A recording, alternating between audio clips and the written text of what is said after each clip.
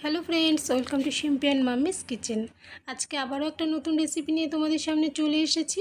আজকে আমি বানাচ্ছি গণেশ চতুর্থী স্পেশাল মোদক রেসিপি। আজকে আমি ছানার মোদক তোমাদেরকে বানিয়ে দেখাবো। খুব মজার হয় এটা খেতে, এবং বানাতেও কিন্তু ঝটপট তৈরি হয়ে যায়। খুব বেশি সময়ও লাগে না এবং খুব বেশি উপকরণেরও দরকার নেই। খুব সহজে এই মোদকটা ঘরে বানিয়ে নেওয়া যায়। খেতে অসাধারণ হয়, দোকানের থেকেও বেশি মজার হবে এটা খেতে। তো চলো রেসিপিটা শুরু করা যাক।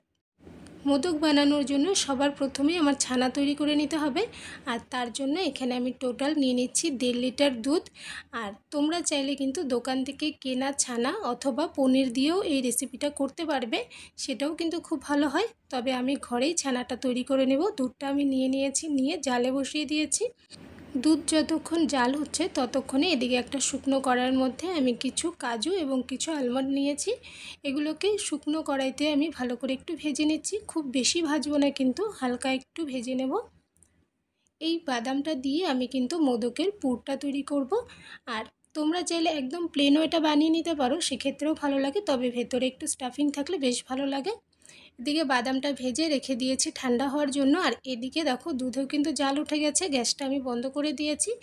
দুধটাকে আমি 1 মিনিটের মতো নেড়েচেড়ে একটু ঠান্ডা করে নিয়েছি।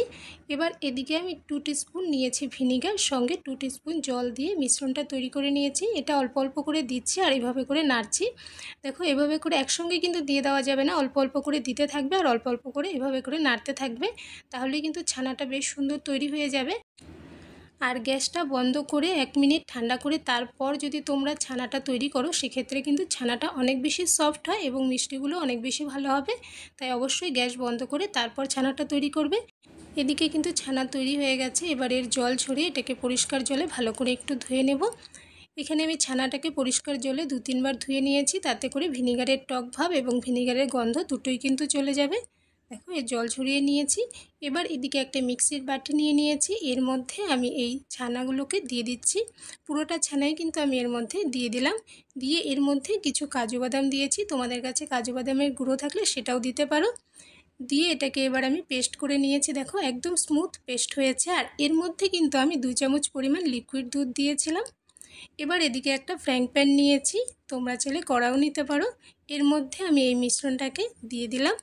দিয়ে এটাকে ভালো করে নেড়েচেড়ে একটু ভেজে নেব, যতক্ষণ না পর্যন্ত এর মধ্যে যে জলটা আছে সেটা শুকিয়ে যাচ্ছে এবং একটা ডোর শেপে আসছে, ততক্ষণ এটাকে আমি ভালো করে এভাবে করে নেড়েচেড়ে ভাজতে থাকবো। আর আঁচটা অবশ্যই একদম লোতে করে রাখবো, নয়তো এটা নিচের থেকে লেগে যেতে পারে। আর দেখো নিচের থেকে কিন্তু আমি ভালো করে এভাবে উঠিয়ে এটাকে ভাজবো, যাতে করে নিচের থেকে কোনো রকম কালার না হয়।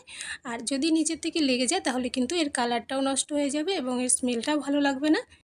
2 মিনিটের মতো মিশ্রণটাকে আমি ভালো করে নেড়েচেড়ে নিয়েছি, অনেকটাই কিন্তু ঠিক হয়ে গেছে। এবার এর মধ্যে 4 চামচ পরিমাণ আমি দিয়ে দিলাম চিনি। আর চিনিটা তোমাদের টেস্ট অনুযায়ী তোমরা কম বেশি করে নেবে। এখানে আমি 4 চামচ দিয়েছি, তাতে করে কিন্তু পারফেক্ট মিষ্টি হবে এটা। চিনিটাকে ভালো করে একটু মিশিয়ে নিয়ে এর মধ্যে 2 চামচ পরিমাণ দিয়ে দিলাম গুঁড়ো দুধ। গুঁড়ো দুধটা কিন্তু অপশনাল, তবে গুঁড়ো দুধ দিয়ে করলে বেশ ভালো টেস্ট হয়, তাই এখানে গুঁড়ো দুধটা দিয়েছি। তোমাদের কাছে থাকলে অবশ্যই দিয়ে নেবে। দিয়ে ভালো করে একটু মিশিয়ে নিলাম।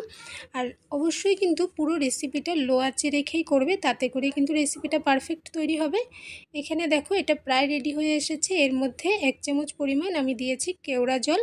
কেওড়া জলের ফ্লেভারটা কিন্তু এর মধ্যে বেশ ভালো লাগে। আর তোমাদের কাছে যদি কেওড়া জল না থাকে, সেক্ষেত্রে গোলাপ জল অথবা এলাচের গুঁড়ো এর মধ্যে অ্যাড করে দেবে, তাতে করে বেশ সুন্দর ফ্লেভার হয়। এটার মধ্যে আমি 1 চামচ পরিমাণ দিয়ে দিলাম ঘি। ঘি দিলে কিন্তু সন্দেশগুলো বেশ অনেক কদিন সফট থাকবে, এটা শক্ত হবে না। ফ্রিজে রেখে দিলেও কিন্তু এটা শক্ত হবে না। আর এর মধ্যে খুব সুন্দর একটা ফ্লেভার আসবে। তাই এখানে 1 চামচ ঘি দিয়ে ভালো করে এটাকে আবারও মিশিয়ে নিচ্ছি। মিশ্রণটা কিন্তু এখানে রেডি হয়ে গেছে। গ্যাসটা আমি বন্ধ করে দিয়েছি। বন্ধ করে এটাকে এভাবে করে ছড়িয়ে দিচ্ছি। এটাকে এভাবে ছড়িয়ে আমি ঠান্ডা করে নেব।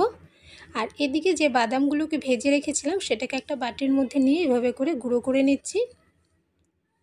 এদিকে দেখো মিশ্রণটা আমার ঠান্ডা হয়ে গেছে। প্রায় আধা ঘন্টার মতো আমি ফ্যানের নিচে রেখে দিয়েছিলাম, তাতে করে এটা কিন্তু সুন্দর ঠান্ডা হয়ে গেছে। এটাকে হাতের সাহায্যে আবারও ভালো করে একটু মেখে এটাকে স্মুথ করে নিচ্ছি। যত ভালো স্মুথ হবে ততই কিন্তু মিষ্টিটা সফট হবে আর খেতেও ভালো লাগবে।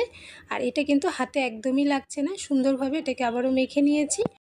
এদিকে আমি যে ভাজা বাদাম গুঁড়ো করে রেখেছিলাম সেটাও নিয়ে নিলাম। আর এবার এদিকে আমি নিয়েছি একটা মোদকের মোল্ড।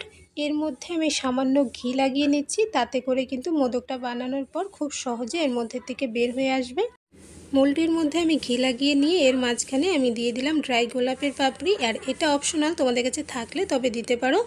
এর মধ্যে অল্প ছানার মিশ্রণ আমি দিয়ে দিলাম, দিয়ে এর মাঝটা আমি একটু ফাঁক করে নিয়েছি, নিয়ে এর মধ্যে বাদামের গুঁড়ো অল্প দিয়ে দিলাম, দিয়ে অল্প মিশ্রণ দিয়ে আবারও ঢেকে দিয়েছি।